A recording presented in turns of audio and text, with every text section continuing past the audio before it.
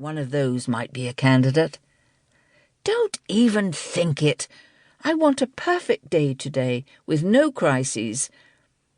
Max wandered away, seeking out old friends, while Libby breathed a happy sigh, slipped her feet out of new, painfully high heels, and watched Sarah's mother approach. Belinda looked beautiful and voluptuous as always.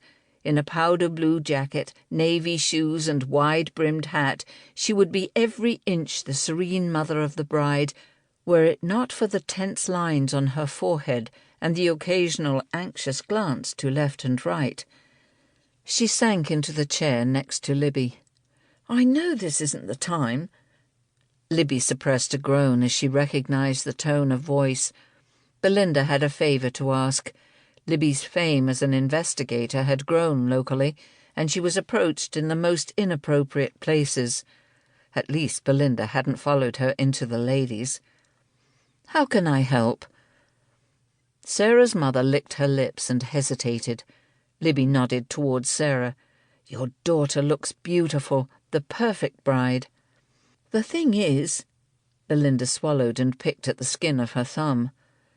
Libby took pity. "Why don't we have a cup of tea? Sarah and Robert are still circulating, so we've got time for a chat." Belinda visibly relaxed. "It's a bit embarrassing. Confidential. I need to know you'll be discreet." A hint of steel underpinned the words. "Of course." "It's about money, I'm afraid." Libby hid a smile. Aside from marital problems, financial embarrassments were the most common reason people asked for private investigations. "Before you begin, is this an official request, or are you asking as a friend?" Belinda seemed taken aback. "Oh, I suppose it's official." She'd probably been hoping for free professional advice, but experience had taught Libby it was best to establish from the outset that a formal private investigation carried a price tag. The bride's mother coughed and fiddled with an earring as she recovered her dignity. "I just need to recoup some money. I had a small legacy when my mother died a couple of years ago. I invested it, but the shares collapsed and I made a loss." She bit her lower lip. "I promised Sarah help with the wedding expenses. We don't have much spare cash in the farm, what with the milk prices over the past year, so I didn't want to worry Sarah's dad about it, but soon I'm going to have to stump up the money." Libby offered a sympathetic smile, secretly intrigued. It was obvious Belinda was only telling half the story. Did she suspect she'd been cheated? Or perhaps she'd done something foolish? Had she been borrowing money from loan sharks? Libby glanced over her shoulder. This wasn't a good place for further confidences. "I'll need as much detail as possible. Perhaps we could meet tomorrow and go through your accounts?" Belinda chewed harder on her lip. Libby waited, giving her time. Max, her business partner, would be able to help with the woman's financial problems. Until recently, he'd worked for the government on international fraud and money laundering.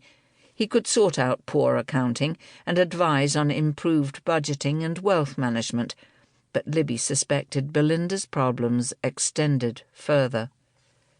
"It's a bit complicated." Belinda's voice wavered as a man wearing a grey linen caftan approached. Tall and striking, he stood out among the other guests, who mostly wore more conventional wedding clothes. Long grey hair was drawn back into a ponytail, and the man's bushy grey eyebrows framed a strong face, characterized by sharp cheekbones and a hooked nose. Belinda stiffened as he approached. He smiled, but his light grey eyes peered intensely into her face. "Belinda, my dear, I haven't seen you for a while. Thank you so much for the invitation to your daughter's wedding, but I'm afraid my wife sent her apologies. Her mother is unwell. Nothing serious, but the old lady has a heavy cold, and Olivia felt she shouldn't be left alone." His words were commonplace, but the man...